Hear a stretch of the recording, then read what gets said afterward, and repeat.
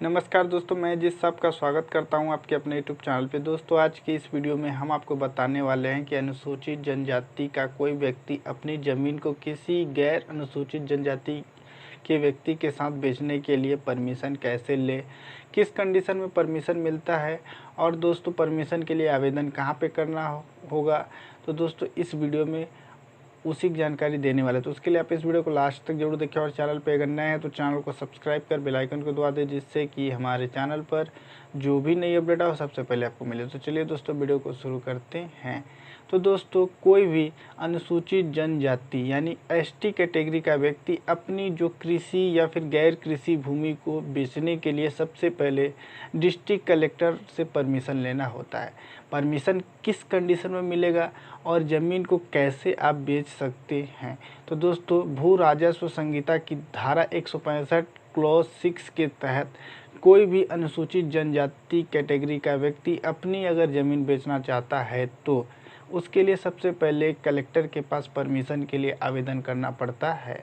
आवेदन करने के बाद दोस्तों कलेक्टर के द्वारा जो सब डिविज़नल ऑफिसर होते हैं यानी एसडीएम जो आपके एरिया के होंगे उनसे प्रतिवेदन मंगाया जाएगा। प्रतिवेदन में आपकी ज़मीन के बारे में डिटेल पूछा जाएगा।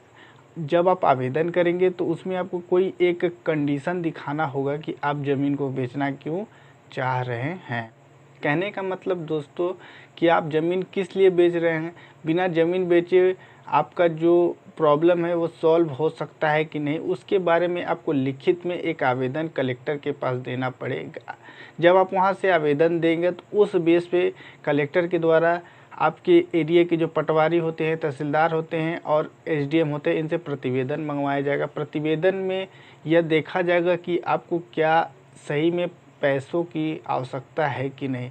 उसके बेस पे आपका जो ज़मीन है, पूरी ज़मीन आपका जो आपके एरिया की है वो आप टर्म्स एंड कंडीशन यानी भू राजस्व संहिता 165 की धारा 6 के तहत आप उसके अंतर्गत आते हैं कि नहीं। कहने का मतलब दोस्तों आपके पास समस्त ज़मीन बेचने के बाद 4 हेक्टेयर असिंचित या फिर दोस्तों 2 हेक्टेयर सिंचित ज़मीन बचना चाहिए।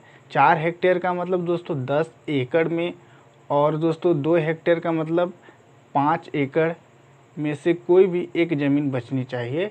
और दोस्तों ज़मीन बेचने से पहले जब आप आवेदन करेंगे उस समय आवेदन में आपको जो कंडीशन आप लिखेंगे, जैसे कि आप किसी अदर स्टेट में सर्विस करते हैं या फिर दोस्तों किसी ऐसे गांव में रहते हैं और ज़मीन आपकी दूसरी गांव में है जिसका डिस्टेंस 50 किलोमीटर से दूर है, तो वो भी कंडीशन आप लिख सकते हैं कि आपकी ज़मीन 50 किलोमीटर घर से 50 किलोमीटर दूरी पर स्थित है, इस कारण से वहाँ पे कृषि करना संभव नहीं है, आने जाने में प्रॉब्लम होती है। एक कंडीशन ये भी हो सकता है दोस्तों। जब आप आवेदन करेंगे, आवेदन करने के बाद प्रतिवेदन आएगा। प्रतिवेदन में जिस हिसाब से प्रतिवेदन दिया जाएगा उसके बेस पे ही कलेक्टर के द्वारा आपके ज़मीन की विक्रय के लिए परमिशन देगा। अगर आपकी ज़मीन बेचने के बाद आपके पास 5 एकड़ सिंचित जिससे आपका जीवन चल जाए, जीविकोपार्जन हो सके, अगर इतनी ज़मीन बचती है या फिर असिंचित ज़मीन 10 एकड़ बचती है तभी आपको परमिशन दिया जाएगा। या फिर दोस्तों आप किसी गवर्नमेंट सर्विस में हो, जब आप ज़मीन बेच दें, कुछ ज़मीन आपके पास तब भी बचनी चाहिए जब जिससे कि आपका जीवन चल जाए। उसके बाद किसी विशेष शर्त के हिसाब से ही आपको परमिशन दिया जाएगा। विशेष शर्त का मतलब दोस्तों कि आप ज़मीन जो खरीद रहे हैं सरकारी रेट के हिसाब से ही खरीदें, यानी जो ज़मीन खरीद रहा है और आप जिसको बेच रहे हैं, जो एसटी कैटेगरी का व्यक्ति है, अनुसूचित जनजाति कैटेगरी का जो व्यक्ति है, जो विक्रेता है, जो कृषक हैं, जो ज़मीन अपना बेच रहे हैं, उसके बेचने के लिए जो खरीदने वाला व्यक्ति है उसी के लिए एक लिमिटेड टाइम तक ही परमिशन दिया जा सकता है। कहने का मतलब दोस्तों एक लिमिटेड टाइम का मतलब कि 10 दिन के अंतर्गत रजिस्ट्री हो जानी चाहिए, ये एक लिमिटेड टाइम है। इस टाइम तक अगर रजिस्ट्री नहीं होती तो ये रजिस्ट्री के लिए जो आदेश है वो निरस्त ऑटोमेटिक हो जाएगा। आदेश जो लिखा जाएगा उसमें यह डिटेल्स लिखी रही होगी। और दोस्तों जो अगली शर्तें हैं वो ये भी हो सकती हैं कि जो क्रेता है यानी जो खरीदने वाले व्यक्ति हैं, जो अदर कास्ट के व्यक्ति हैं, वो ज़मीन खरीद रहे हैं तो वो जो सरकारी रेट है ज़मीन का उसी के हिसाब से ज़मीन खरीदें।